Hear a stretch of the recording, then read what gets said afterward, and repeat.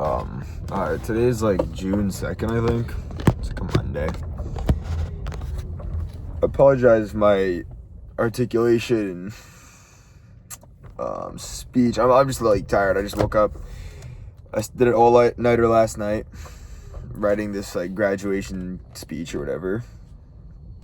And then slept like an hour on a bus ride back from my senior trip, which was fun. I mean, it was a fun senior trip. We just like went to some like campground that had a bunch of stuff like pool, lake, volleyball, mini golf, and just like some laser tag and shit. Just like fun stuff to do around.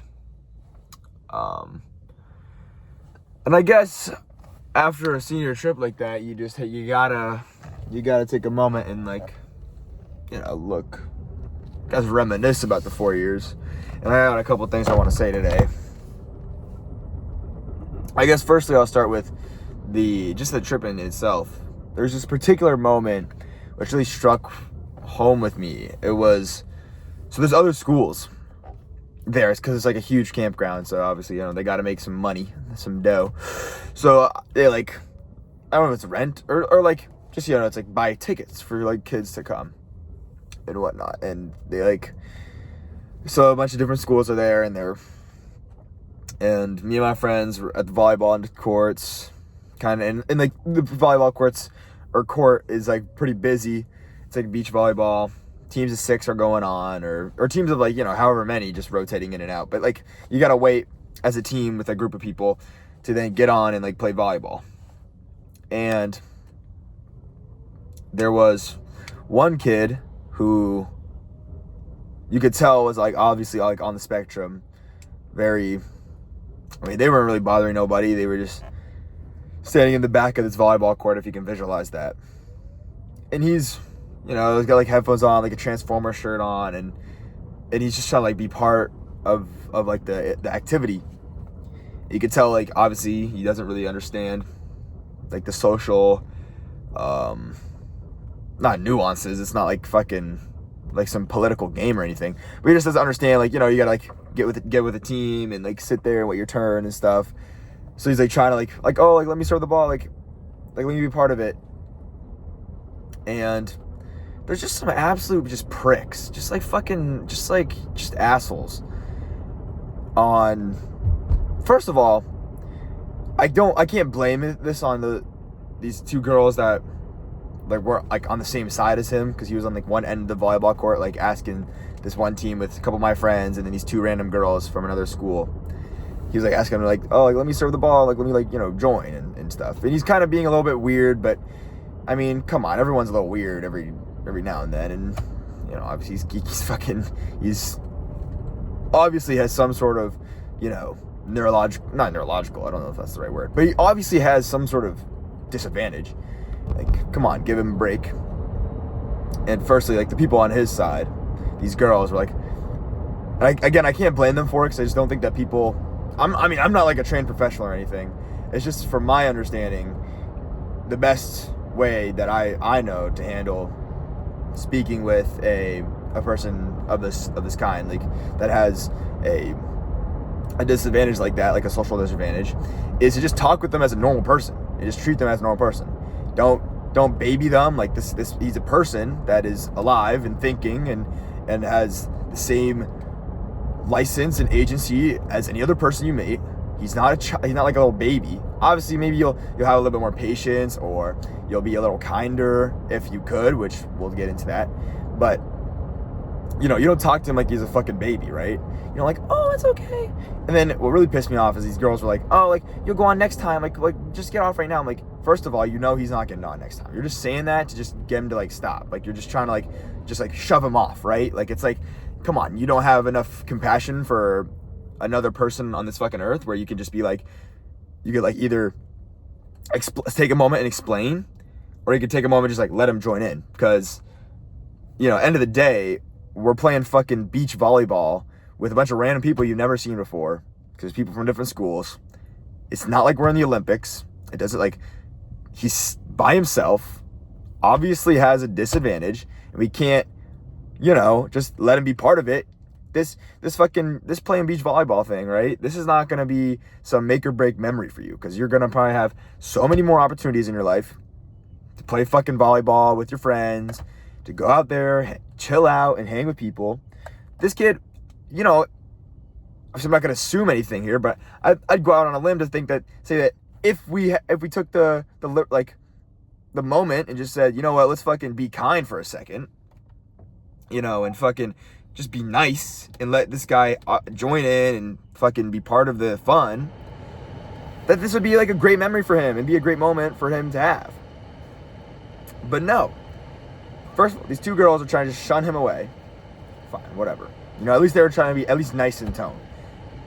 And then these other people on their team are like, man, like they were just like trying to just get him off the court, like over and over again. I'm like, what are we doing here? It's like, just let him have his moment. Come on, like, we're just fucking, just people are just God, man.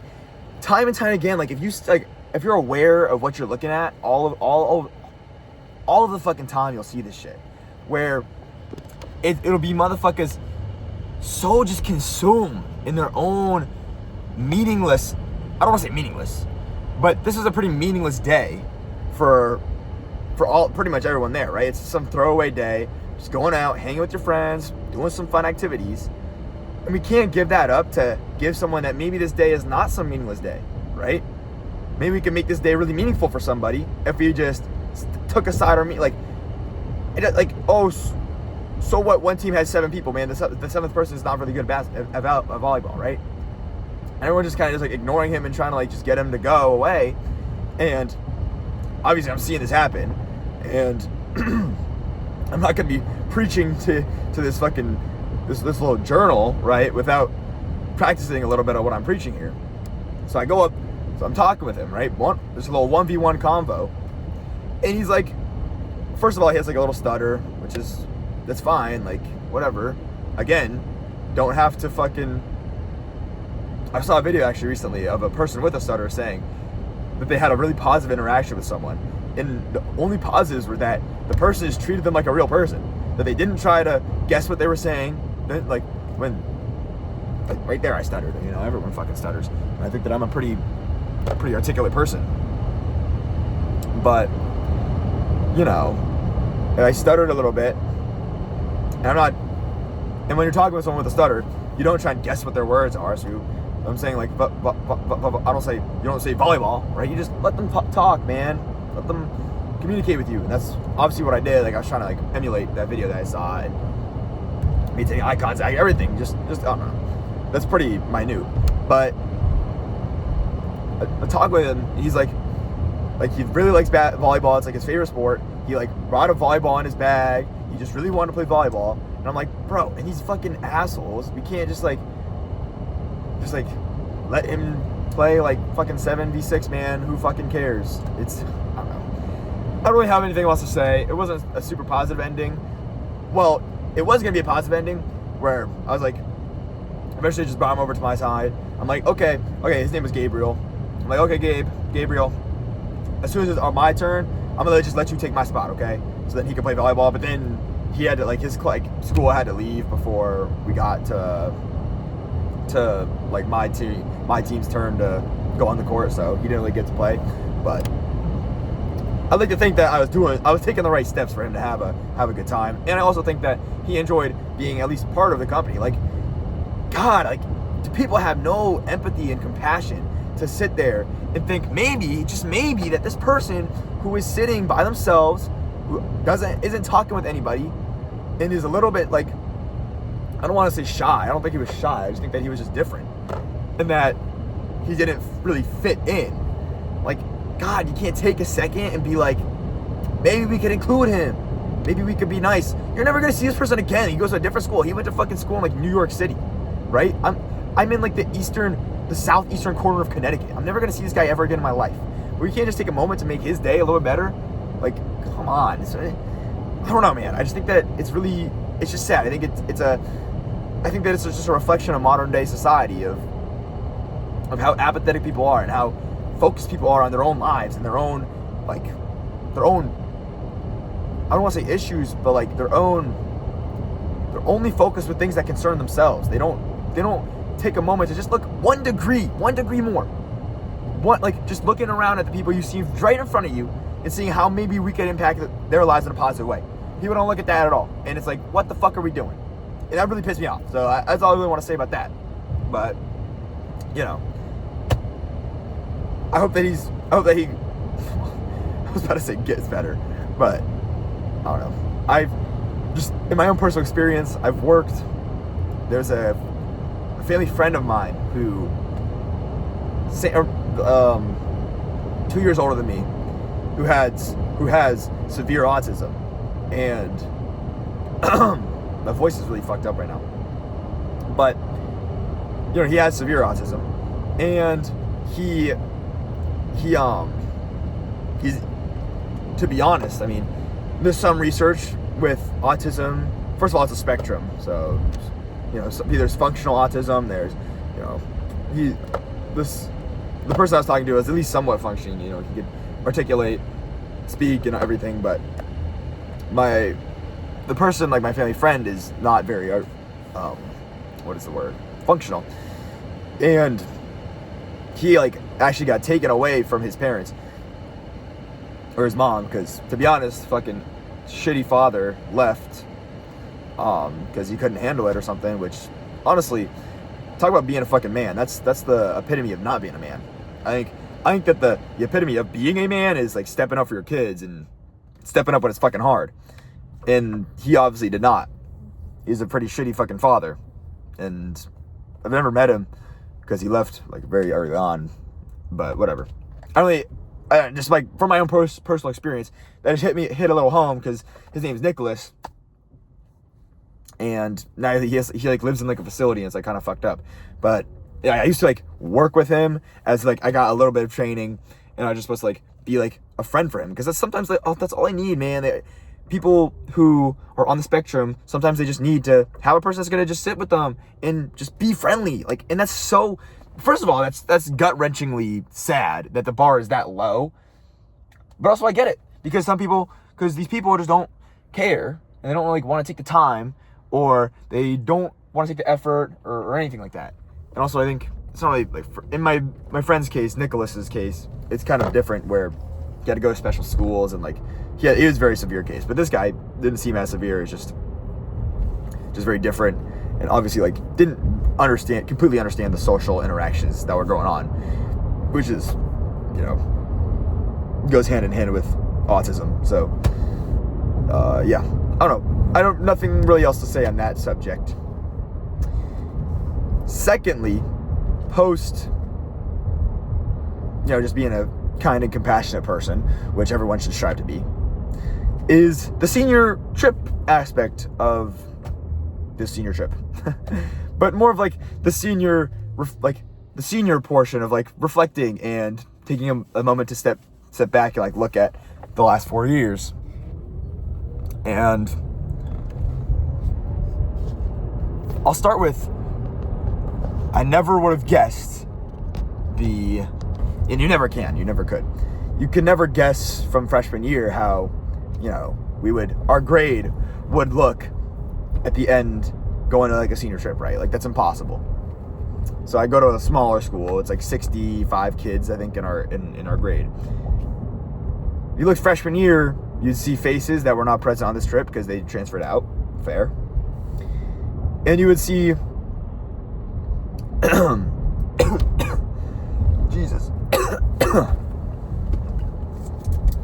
You'd see like social cliques that were not present today. And also,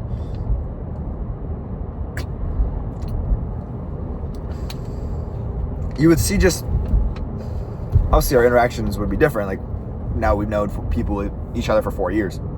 Obviously we're going to treat each other differently.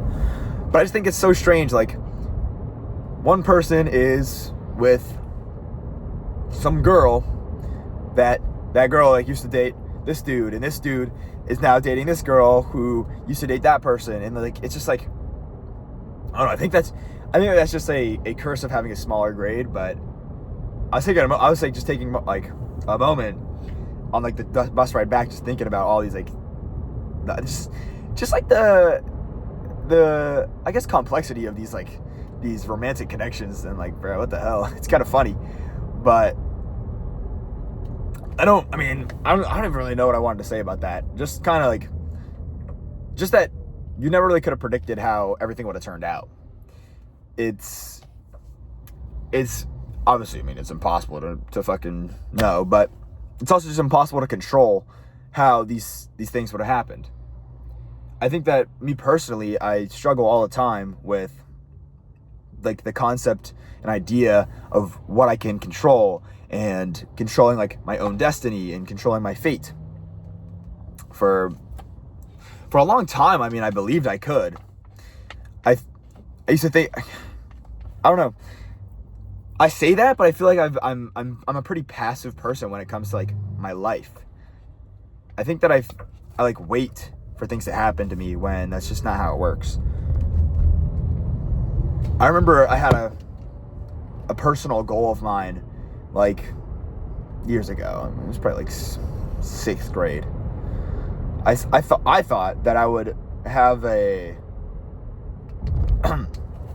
I thought that I'd have like a girlfriend by like junior year, I think I said, like, to myself.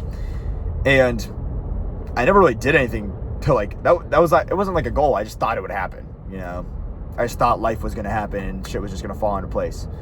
And that just obviously didn't happen. Like, I stay being alone, which is fine. Well, is it really fine? I don't know. With each day that goes on, I feel like, I don't know. I think that this is kind of getting off topic from the senior trip part, so bear with me. But recently, my like social media pages have been like plagued with black pill content, which is like looks maxing and fucking like looks and looking good and like how tall you are and like fucking getting girls. I'm like, and the more and more I watch it, I'm not like looking at like, this is sick, like I gotta start fucking looks maxing. I'm more like, bro, this is like sad as fuck, but it's kind of funny, so I'm like liking the video, so I'm getting more and more of them. And I don't know. I feel like, but I think that is in imbuing some sort of like sense of like urgency in me, where I feel kind of like, man, time is ticking. Like, I'm 17 and I've done like nothing. So, when's this ball gonna start rolling? And I think that I don't know. Maybe I'm scared. Maybe. I don't know. I don't really know. And I feel like I'm not in any state right now mentally to like delve into the reasons why I'm like alone romantically. I just don't think I have the like the mental capacity to do that right now. So I think I'll just go back to the reflecting on the senior trip part. Honestly, I don't really have like a strong, meaningful message with the senior trip part either. But I do just think that it's ironic or it's funny that all these things you never would have predicted would happen. Like I'm about to like, I don't know. That you just never would have thought shit would have turned out the way it did. And I think that that's a good thing. I think that that's just a good sign that even though I have a pretty, maybe not clear vision, but I have like an idea of what my life is going to be like in like 5 years, right? I'll be like working a job. I just graduated college, or I'll be, maybe in graduate school. But based on the previous 4 years or 5 years, my life's completely different than what I thought it would be. It's like, I couldn't, it was not even in the realm of like my idea of what my life could have been. So I think that's a good sign that anything really could happen in my life.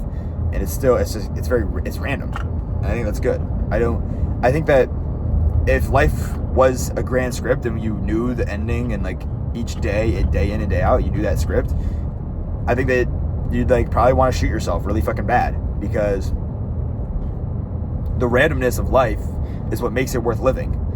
It's the beauty that I think a lot of people miss, is that randomness